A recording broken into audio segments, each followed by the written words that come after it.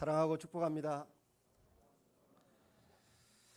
40년간이나 걸어본 적이 없는 유명한 거린이 예루살렘 성전 미문에 앉아서 구걸을 하고 있었습니다.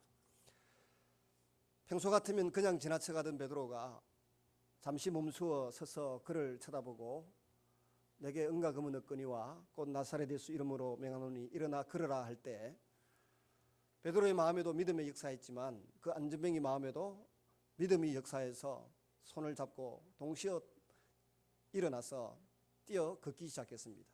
그리고 제일 먼저 그가 들어간 곳은 성전입니다. 성전에 뛰어 들어가서 하나님을 찬양하고 하나님을 높여드렸습니다. 그가 선망의 대상으로 생각하고 동경의 대상으로 여겼던 성전 안으로 처음 들어가 본 것입니다. 들어가 보니 거기가 별천지입니다. 그래서 마음껏 주님을 찬양하고 뛰노는데 사람들이 보니까 소위 과간도 아닌 것입니다. 아니 저 40년 동안이나 한 번도 걸어본 적이 없는 나면서부터 안전병이라고 하는 사람이 어떻게 저럴 수가 있을까?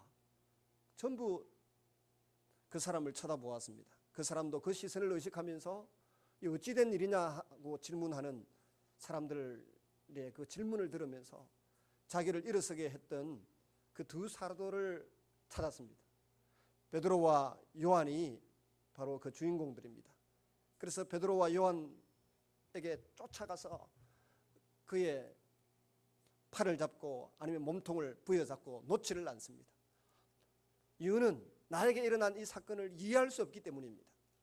그리고 이 기쁨을 그 원인을 알아야 될 거 아닙니까? 그래서 꽉 붙잡고 놓지를 않습니다. 여러분, 사람은 일생을 살아가는 동안 누군가는 붙잡고 살아갑니다. 남편은 아내를 붙들고 아내는 남편을 붙들고 부모는 자식을, 자식은 부모를 붙들고 살아갑니다. 그냥 살지 않습니다. 서로 의지하면서 살아갑니다. 근데 베드로와 요한처럼 이런 일에 쓰임 받고 붙들림 바 딱 되었을 때 얼마나 감사하겠습니까? 40년간 걷지 못했던 장애인이 처음으로 성전 문턱을 뛰어넘고 하나님을 마음껏 찬양하고 기뻐하면서 베드로를 붙들고 놓지 않습니다. 자신이 이렇게 치유되고 온전한 사람이 된 연유를 알아야 되겠다는 것입니다. 적어도 이 사람에게는 베드로가 그 순간 가장 귀중한 인물입니다. 오늘의 자신을 얻게 한 중요한 버팀목이 됩니다. 모든 문제에 해답을 줄 수 있는 사람입니다. 지금까지도 감사한 사람이 많았죠. 구걸을 마치고 나면 자기를 업어다가 집에다가 이렇게 데려다 주는 사람, 또 아침이 되면 씻겨서 또 밥을 먹여서 성전 미문에 앉혀놓는 사람, 고마운 사람들입니다. 그러나 그 문제가 자기가 가지고 있던 그 골치 아픈 그 불행한 문제가 해결되지 않고 있다가 오늘은 이제 그 문제를 해결해 준 베드로는 과거에 자신을 업어다가 안아다가 그 자리에 앉혀놓았던 사람들과는 차원이 다른 그런 사람입니다. 아예 이제는 독립해서 걸을 수 있도록 하나님을 마음껏 찬양할 수 있도록 평생 한 번도 출입해 보지도 못했고 들어갈 여망이 없었던 그 성전에 들어갈 수 있도록 쓰임받았던 사람, 이 베드로를 절대 붙들고 놓지 않습니다. 여러분, 베드로의 마음이 예수님의 마음으로 가득 찼습니다. 베드로의 눈이 예수님의 눈으로 변화되었습니다. 베드로의 능력 대신 예수님의 능력이 그를 통하여 안전뱅이에게 전달되었습니다. 베드로는 그 까닭을 알았습니다. 근데 치유받고 온전한 사람이 된 그 사람은 그 까닭을 몰랐습니다. 말씀의 능력과 성령의 능력으로 큰 은혜를 입었습니다마는 아직 성령을 받지도 않았고 말씀의 유래와 그 결과를 모릅니다. 그래서 영문도 모르고 치유받은 사람은 베드로와 요한을 잔뜩 붙들고 있습니다. 이를 두고 베드로가 그 연유를 알고 싶어서 자신에게 모여든 청중들을 향하여 설명을 합니다. 설교가 꼭 필요한 순간입니다. 그 설교를 들으면서 내가 당한 현실의 의미를 하나하나 깨닫게 되는 것입니다. 솔로몬 행각이라고 불리우는 행각의 모의근을 그렇게 되어 있습니다. 11절에 보시면 행각은 지붕과 기둥만 있는 건물입니다. 벽체가 없습니다. 시골의 정자와 같은 그런 구조입니다. 베드로는 그들에게 눈앞에 펼쳐진 엄청난 기적의 이 사건을 그 의미를 설명합니다. 여러분 놀라지 마십시오. 이 일은 이렇게 해서 이루어진 것입니다라고 설명합니다. 그 설명이 아주 귀한 설교로 나타나고 있습니다. 제가 오늘 절반 정도만 하겠습니다만은 이 26절까지를 몇 번이고 읽어보았습니다. 현대인의 번역으로, 공동번역으로, 새번역으로, 개혁 성경으로, 개혁 개정 성경으로 한 8개 버전이 있어요. 같은 성경을 번역해 놓은 같은 헬라어인데 8개 성경으로 번역을 해놨어요. 다 주중에 읽어보면서 어떻게 가슴이 뛰는지, 특히 다음 주에 봐야 될 그 본문을 보면 구약의 모세의 사건, 여호수아의 사건, 사무엘의 사건, 선지자의 사건을 얼마나 기가 막히게 이건 예수님이다, 이때를 위하여 구약에 아브라함이 등장했고 아브라함의 씨가 있었고 이때를 위하여 사무엘이 예언했고 이때를 위하여 선지자들이 설명했는데 이때가 곧 그때이고 바로 그 아들 예수 그리스도를 통하여 우리에게 복을 주시마 약속하셨다, 아는 이야기인데도 어떻게 마음의 위로와 평안이 되고 소망이 되는지 모릅니다. 여러분, 베드로가 먼저 2가지 질문을 던집니다. 첫째는 이스라엘 사람들아, 이 일을 왜 놀랍게 여기느냐, 당연한 것인데 왜 놀랍게 여기느냐 이거죠. 베드로는 당연히 받아들일 수 있게 되었습니다.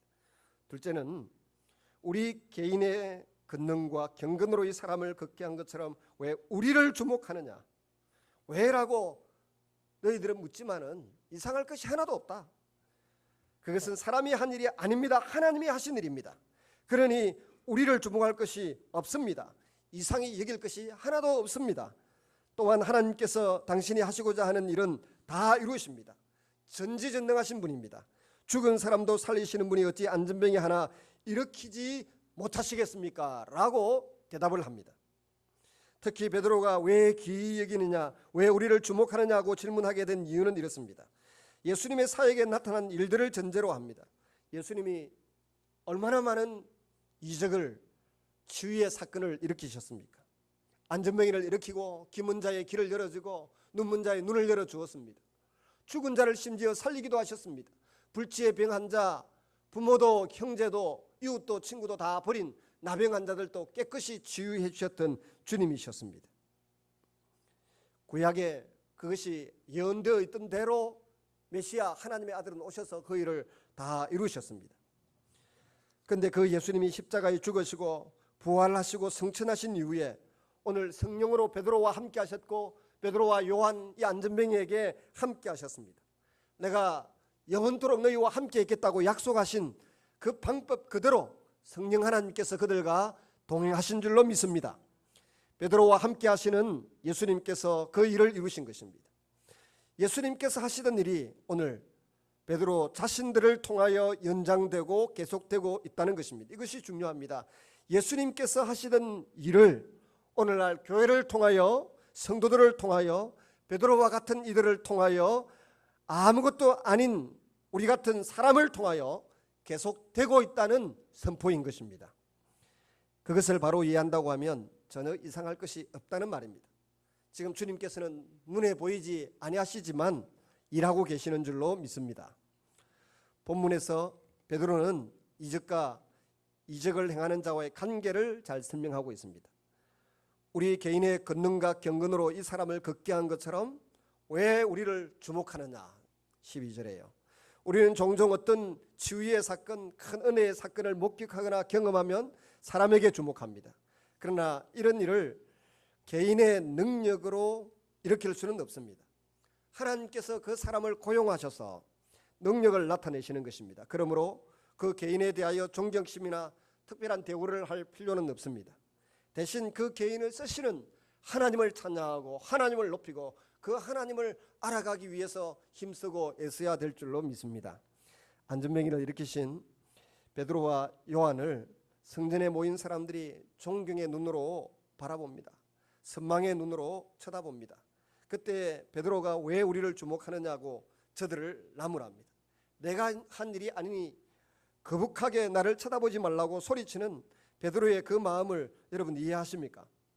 우리가 하나님의 일을 할 때에는 마땅히 이런 마음으로 해야 합니다. 베드로는 많은 사람의 관심과 존경을 받으면서도 결코 그 존경을 자기가 취하려고 하지 않습니다. 사실 그 존경과 영광을 취하려고 하면 사울 임금과 같은 도적이 될 수밖에 없습니다. 사울 임금과 같이 되어서 결국은 비참하게 버림을 받을 것입니다. 그런데 심지어 어떤 사람은 영광이 자신에게 덜 돌아온다고 섭섭해하는데 이처럼 유치찬란한 것이 없습니다. 교회에서 좀 섬겼다고 좀 봉사했다고 해서 그 영광을 왜 내게로 감사할 줄도 모르고 인사가 없냐, 그래서 서운해하는 사람들이 종종 있다고 합니다. 우리 교회 말고요. 그래서는 안 되는 것입니다. 보답이나 예우를 받을 생각 자체가 없는 자가 바로 하나님의 도구로 쓰임 받으면서 자신의 형편과 처지를 제대로 이해한 것입니다. 이런 점에서 베드로의 귀함이 드러나는 것입니다. 지난 주간에도 과거에 집회를 했던 어느 김천의 어느 교회 목사님과 사모님을 만났는데 그 집회 기간에는 별 차도가 없었는데 한 달 지나고 나서 보니까 풍치로 치아가 흔들리고 아프잖아요. 평생 그 약을 먹었던 할머니가 근사님이 집회 기간 중에 아침마다 밥을 계속해서 저를 주더군요. 근데 그분이 깨끗이 다 나았다는 것입니다. 목사님은 뭐 그럴듯이 그러려니 그러는데 특히 집회를 했던 교회들 뒤에 만나면 사모님들은 저를 바라보는 눈빛이 아예 다릅니다. 자기 남편하고 다르다는 거죠. 제 아내는 저를 별로 시덥잖게 생각하는데 그 사모님들은 아주 특별한 눈으로 저를 쳐다봅니다. 그래서 제가 부담스럽습니다. 근데 부담스러운 것은 뭐가 부담스러운가 하면 그 순간이 부담스러운 것이 아니라 그 다음에 더 무섭고 어려운 질병을 가진 사람을 덜 먹으면서 지금 이런 사람이 있는데 목사님 어찌 안 될까요? 하는 말을 하거든요. 얼마나 부담스러운지 모릅니다. 그건 왜냐하면 내 주문으로 되는 것이고 내 몸에 기가 나가서 되는 것 같으면 내가 조율을 할 수 있고 컨트롤 할 수 있는 것 같으면 부담이 안 될 텐데 분명히 이렇게 약간 칭찬과 감사 인사를 하고 나면 잠시 1분 뒤에는 사실은 이런 분인데 좀 데리고 올까요? 어찌 가서 기도 한번 해주시면 안 될까요? 그 말이 나오기 때문에 굉장히 부담스럽습니다.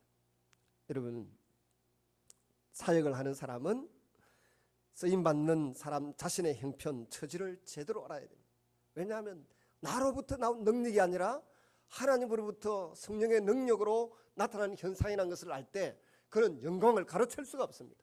하나님의 것이고 하나님의 사건이고 말씀이 그대로 이루어진 특별한 표징이 되는 사건이라고 하는 것을 여러분 기억하시기를 바랍니다.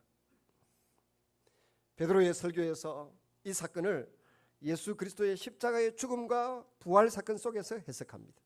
40년 된 안전뱅이가 걷는 이적으로 마음의 문이 열리고 호기심과 궁금증으로 가득 차 있던 군중들에게 십자가의 사건과 그 의미를 설명하고 있습니다. 예수님이 누구시며 그분이 어떻게 십자가에 돌아가셨는지를 설명합니다. 빌라도가 놓아주려고 했지만은 너희가 거절하여 죽였다라고 분명하게 지적합니다. 용기 있게 지적합니다. 가룟 유다가 팔았고 가야바가 고소했고 빌라도가 재판했고 로마 군병이 십자가에 못 박았습니다. 그 사건을 이 청중들이 다 들어서 알고 있습니다. 그런데 베드로가 여기에 하나를 더 추가합니다. 듣기에 따라서는 불쾌할 수 있지만 용납할 수 없는 이야기를 합니다. 너희가 그 앞에서 부인하였으니 당신들이 직접 예수님을 십자가에 못 박지는 않았지만 그렇다고 해서 책임이 없는 것은 아니라고 분명하게 지적을 해줍니다. 몇 사람의 충동에 의해서 예수님을 십자가에 못 박으라고 소리 지른 그 군중 역시 예수님을 십자가에 못 박은 죄인이라는 것입니다. 그리고 설사 못 박으라고 하지는 않았더라도 그 자리에 와서 가만히 구경만 한 것으로도 죄인이기는 마찬가지입니다. 베드로는 그 점을 지적합니다. 예수님을 십자가에 못 박은 것은 빌라도만이 아닙니다. 제사장들만이 아닙니다. 군인들만이 아닙니다. 바로 우리 모두가 예수님을 십자가에 못 박은 것입니다. 그것을 베드로가 용감하게 있는 그대로 책망을 하고 지적을 합니다. 마치 의사가 환자를 치유하기 위해서는 당신은 이런 병에 걸려서 그래서 이렇게 수술하거나 이렇게 약을 먹어야 됩니다 라고 이야기하듯 그의 영혼의 미래, 그의 인생의 가장 중요한 영혼의 미래를 위하여 분명히 지적을 하고 책망을 합니다. 오늘도 새가족 공부를 하는데 우리 귀한 분이 집에 제사가 8개인데 제사 한 번 지낼 때마다 제가 한 30만 원 들죠 그랬더니 70만 원 정도 들어가는 것으로 계산된다 하더라고요. 근데 평생을 지내던 제사 8개를 이제 마지막으로 한번 고하시고 제사를 끝내겠다. 그리고 예배를 드린지 그 다음 어떻게 해야 됩니까? 라고 물어보시더라고요. 저는 올해의 최고의 기쁨이 이 새가족의 고백이라고 저는 믿습니다.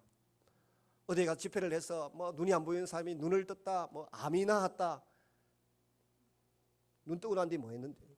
뜬 눈으로 죄만 안 지면 감사하고 암 나았는데 죄 안 짓고 살면 감사합니다. 그러나 그거는 미국에 있는 교회 이야기고 한국에 있는 교회 이야기일 뿐이고 정말 우리가 같이 더불어 신앙생활하는 현장에 교회에 출석한 지 한 10여 주 되는데 새가족부 16주 가운데 이제 그 10주 정도 공부를 했는데 드디어 그 자녀들이 그렇게 애원하던 대로 주님을 믿고 주의 말씀대로 제사 지내지 않고 하나님 앞에 예배드리겠다고 하는 결단을 내린 것만큼 성령 하나님이 역사하신 큰 사건이 어디 있겠습니까?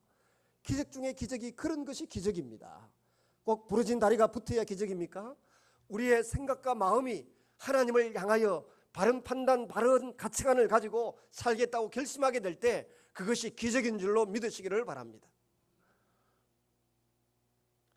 제사 지내면 저는 할머니와 어머니가 얼마나 고생하는지 보아왔습니다. 근데 어릴 때는 그 제사날이 우리 가정의 최고의 축제고 기쁨이에요. 사과, 오징어, 떡. 근데 하나님을 알고 나니까 그것이 가장 부끄러운 날이고 수치스러운 날이고 우리 집안을 망하게 하는 날이고 집안의 모든 경제를 희청희청하게 만드는 날이 제사 지내는 날이라는 걸 알았습니다. 알면서도 사람들 눈이 무서워서 제 가치는 정리를 못 하시더니 어느 날 조상님께 고합니다. 딱 하고는 끝내버리셨습니다. 하나님의 기적의 역사가 그것입니다. 우리의 생각이 바뀌고 소망이 바뀌고 꿈이 바뀌어서 삶이 하나님의 말씀으로 새롭게 되는 것, 그 기적이 예수님의 십자가의 죽으심과 부활로 말미암아 오늘 우리 가운데 계속 일어남을 인하여 주님을 찬양하고 주님께 감사를 드립니다. 마르틴 루터는 이 주님의 십자가와 부활의 사건을 딱 한마디로 정리했습니다.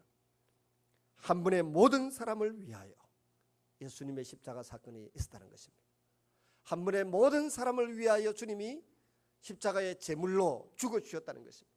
한 번 제물이 되어서 제사의 제물이 되어서 죽으신 예수님, 이 예수님 때문에 우리의 모든 죄가 하나님으로부터 덮여지고 가려지고 씻겨지고 용서받은 줄로 믿습니다. 예수님의 십자가 이야기는 모든 사람을 위한 일일 뿐더러 모든 사람이 행한 일입니다. 그렇습니다. 예수님은 그 십자가를 피하지 않고 받아들이셨습니다. 우리의 고집, 우리의 편견, 하나님에 대한 무지와 불신앙으로 그분이 십자가를 지고 운명하시도록 길을 만들고 막다른 골목으로 몰아넣었던 것입니다. 빌라도 제사장 군인들과 군중들과 함께 우리도 협력했었습니다. 내가 그 협력자라고 하는 사실을 깨닫지 못하면, 아니 그 죽음이라고 하는 사실을 깨닫지 못하면 바른 신앙의 기초를 이해하지 못하고 있는 것입니다. 십자가의 사건은 2000년 전에 끝난 것이 아닙니다. 아직도 계속되고 있습니다. 왜 이 사건이 일어났고 이 사건이 일어나야만 했고 누가 예수님을 십자가에 못 박았는지를 분명하게 알아야 합니다. 내 죄 때문에 하나님이 내 죄를 용서하여 주시기 위하여 이 땅에 오셨고 내 죄를 덮어주시기 위하여 채찍에 맞으셨고 내 죄의 용서의 선언을 하시기 위하여 내가 다 값을 지불했다, 다 이루었다고 선언하셨습니다. 그리고 그 죄를 하나님이 기억지 않도록 하시기 위하여 지옥에까지 떨어지셨던 것입니다. 슬퍼하는 우리를 부활의 소망 가운데 살아갈 수 있도록 길을 열어주시기 위하여 부활의 첫 열매로 우리 주님이 부활하신 줄로 믿습니다. 그 사건 안에서 예수님의 부활을 베드로가 이제 증거합니다. 15절에 보면 생명의 주를 죽였도다. 그러나 하나님이 죽은 자 가운데서 살리셨으니, 우리는 예수님을 죽였으나 하나님은 살리셨습니다. 보십시오. 이제 우리는 우리의 죄로 말미암아 죽을 것이로되 하나님께서는 우리를 살리셨습니다. 이것은 죄를 지었기 때문에 벌하고 소망이 없기 때문에 멸하고 하는 이야기가 아닙니다. 우리가 예수님을 십자가에 돌아가시도록 원인을 제공했습니다. 그러나 하나님께서 살려주셨습니다. 그렇듯이 하나님은 우리들도 예수님을 살리신 것처럼 살리실 줄로 믿습니다. 여기에 하나님의 계시가 있고 하나님의 계획과 뜻이 있습니다. 십자가에 못 박은 일이 결정적인 죄로 인정되는 시간이요, 동시에 십자가에 못 박은 죄를 용서하시는 시간입니다. 십자가에 주님을 못 박은 씻을 수 없는 죄를 용서하시는 놀라운 순간입니다. 베드로는 세 번째 그 사건을 예수님이 현재 어떻게 존재하시는가로 설명합니다.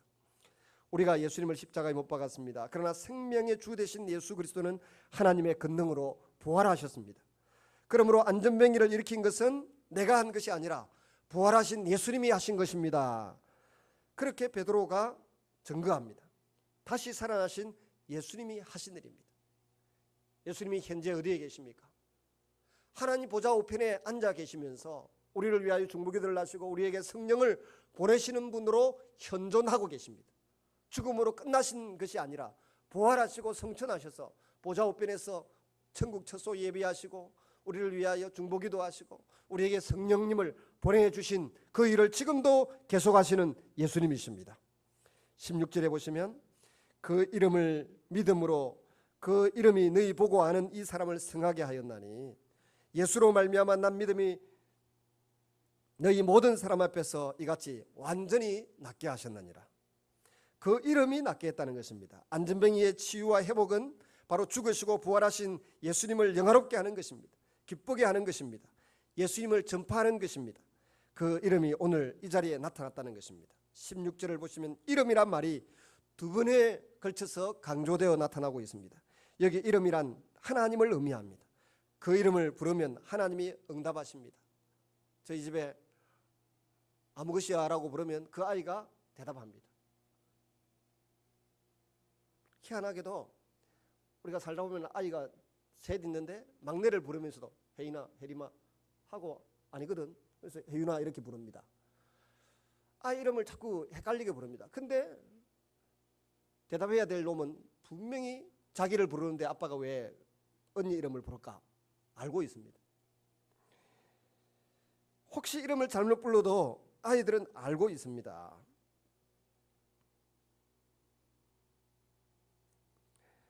아이 이름을 부르면 아이가 대답을 하고 선생님을 부르면 선생님이 대답을 하고 아빠 엄마를 부르면 엄마 아빠가 대답을 하듯이 그 이름 예수님을 부르시면 그분이 우리에게 응답하십니다. 결국 이름은 그 존재와 나와의 만남의 관계를 이루는 것입니다. 그것이 바로 이름이 포함하고 있는 의미입니다. 하나님의 이름은 참으로 존귀합니다. 하나님의 이름을 부름과 함께 그 이름이 존재와 능력을 나타내십니다.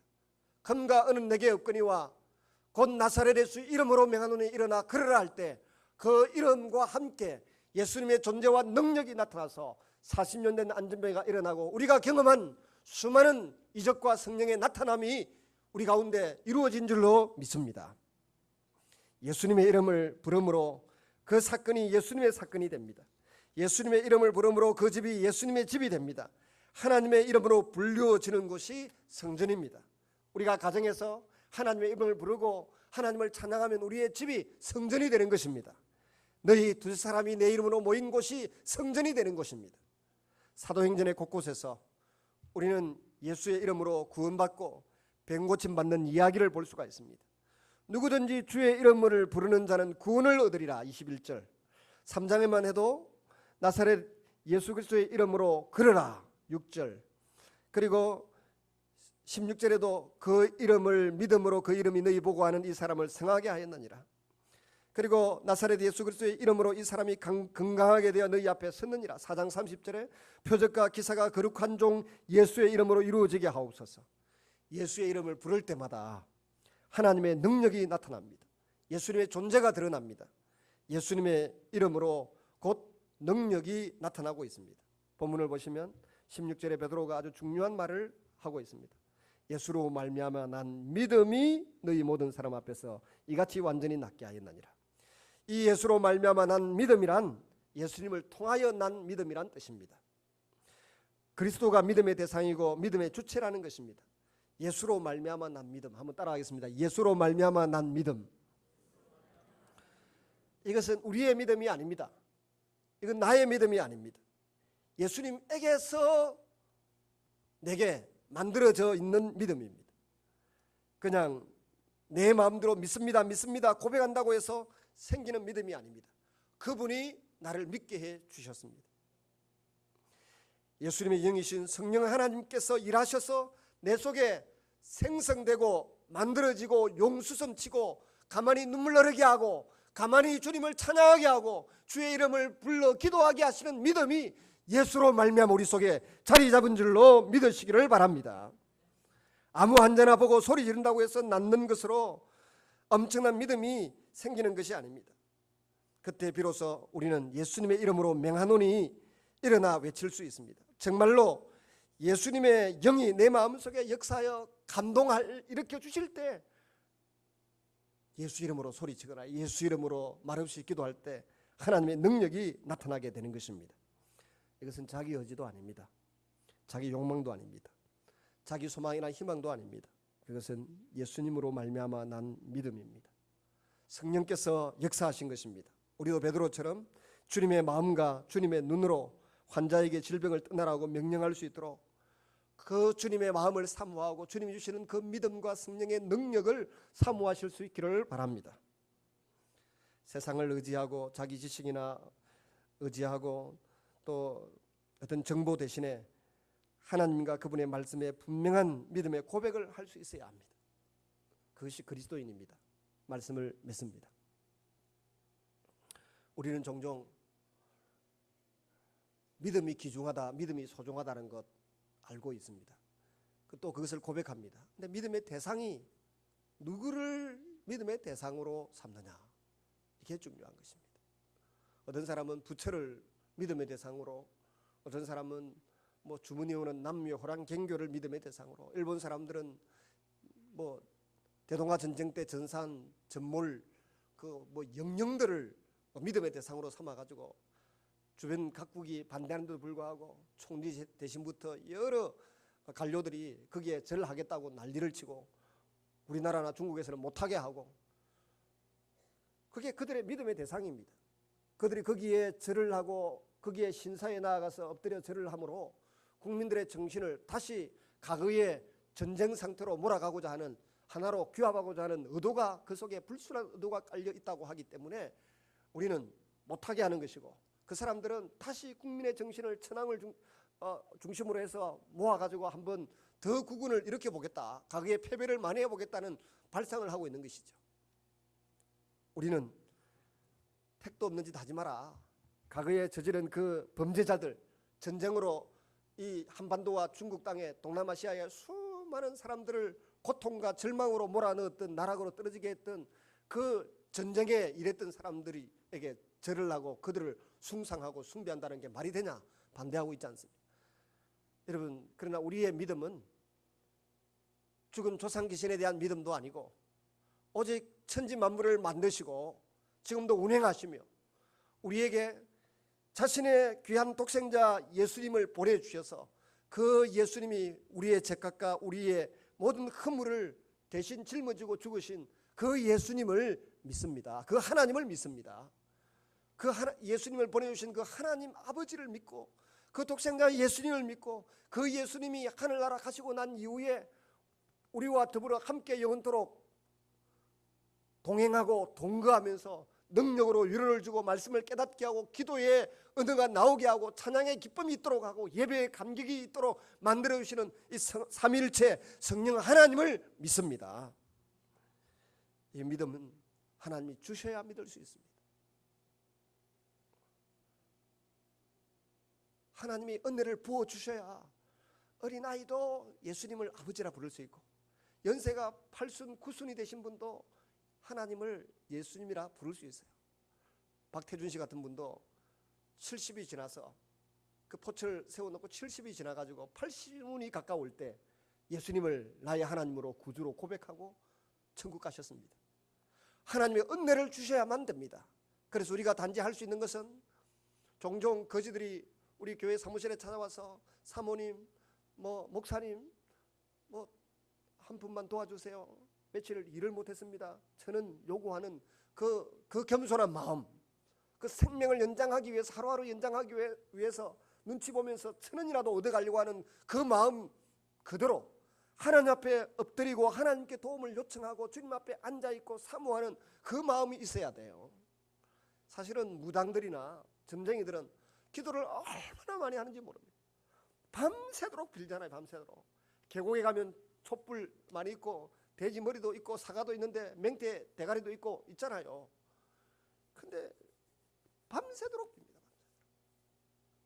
우리는 거기에 1000분의 1도 안 하잖아요.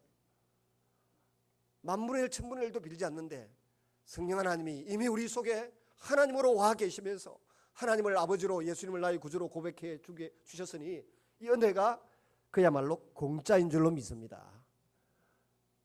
내가 아직 죄인 되었을 때 하나님께서 독생자를 보내주셨고, 내가 아직 알지도 못할 때 예수님 우리를 위하여 죽어주셨고, 깨닫지도 못할 때 주님은 하늘 보좌의 우편에 앉으시면서 우리에게 성령을 보내주셔서 이 하나님의 말씀대로 살면 내 인생이 복되고 내 자녀들이 잘되고 내 미래가 밝아진다고 하는 것을 믿을 수 있는 믿음의 선물을 주셨습니다. 얼마나 많은 사람들이 또 믿고자 애쓰고 노력하는지 모릅니다. 근데 안 돼요. 믿음이 안 생겨요. 믿음이 안 생겨서 목사가 되고도 신학대 교수가 되고도 이걸 믿을 수 없다고 이거 없애버리자. 운동을 하는 신학대 교수도 많아요. 많지는 않지만 들어있습니다. 그러다가 자유주의 신학자로 몰려서 쫓겨나기도 하고 그러죠. 근데 희한하게도 우리에게는 하나님이 은혜를 주셔서 성경을 읽으면 마치 더운 땀범벅이 된 몸을 시원한 찬물에 샤워를 하듯이 내 생각과 내 마음과 감정이 깨끗이 샤워가 되고 시원해지는 은혜가 있잖아요. 주님이 주신 은혜인 줄로 믿으시기를 바랍니다. 현존하시는 예수님이 우리에게 지금도 성령을 보내주고 계십니다. 그 성령으로 말미암아 기도하시기를 바랍니다. 그 성령으로 말미암아 사랑하시기 바랍니다. 그 성령의 은혜로 용서하시기 바랍니다. 그 성령의 은혜로 하나님의 능력으로 살아가는 여러분 되시길 주의 이름으로 축원합니다.